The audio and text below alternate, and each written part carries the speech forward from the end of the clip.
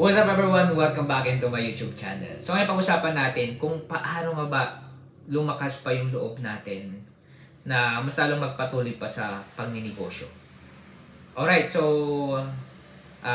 itong topic na to, ba't ko ba nasabi na mas lumakas pa yung loob natin sa pagninegosyo? Kasi yung iba kasi ay lugmok na, okay, lugi sa negosyo, sobrang negative. So, talakayin natin yung topic ngayon. Bago tayo mag-start sa ating topic, okay, kung bago lang sa aking YouTube channel, please subscribe, notification bell para update po kayo sa ating mga bagong vlog na upload in the future.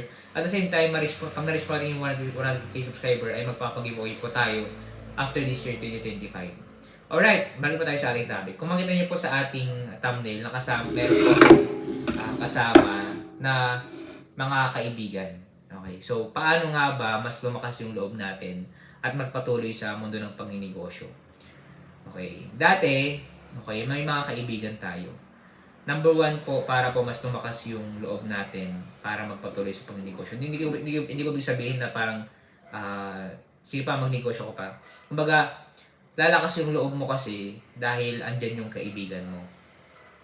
Hindi mo sila totally talagang close, pero kahit papano, yung feeling na pupuntahan ka nila sa workplace mo. Kung makita niyo po sa picture, pinuntahan ako ng kaibigan ko.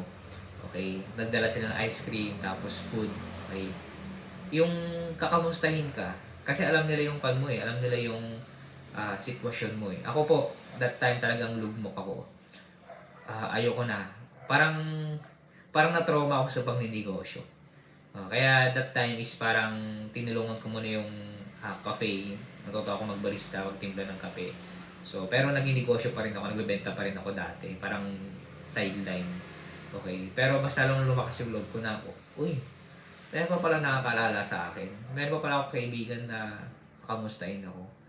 Tapos that time, binigyan ako ng gift. Okay. Dito mo sulat ganito ganyan. So, na-encourage ako. Okay. Kaya tandaan nyo po, magipagkaibigan tayo. Okay. Kasi time will come, sila rin yung andyan na mag-encourage sa'yo. Yes, may time na wala sila lagi. Pero, kumbaga, kahit papano, kahit 0.1%, meron kang maidadagdag na lakas na loob, tsaka ma-encourage ka para magpatuloy sa buhay. Okay, yun lang naman po yung sa aking experience. Okay, magkaroon tayo ng kaibigan at time will come. Okay, babalikan ka nila. Kasi meron kang ginawang maganda sa kanila eh. Okay, so maging mabuti tayo sa kanila. Okay, maging totoo tayo sa kanila, sa ating mga kaibigan. Pag tayo matapos sa ating vlog na ito, may tayo binibentang libro, Negosyo Reality. If you want to buy, click the official link Facebook page po namin, tapos mag-message lang po kayo. At dideliver po namin agad. Salamat po sa inyong panonood and see you in my next vlog. God bless.